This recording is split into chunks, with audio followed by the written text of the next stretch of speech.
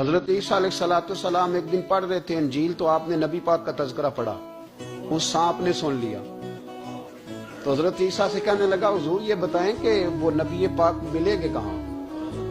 تو حضرت عیسیٰ فرمانے لگے کہ مکے میں آئیں گے اور مدینے میں رہیں گے۔ تو کہا ملاقات کیسے ہو سکتی ہے؟ فرمایا چلا جاؤ مکے۔ تو وہ سانپ 600 سال غار ثور میں، اس نے 70 جگہ پہ سوراخ کیے۔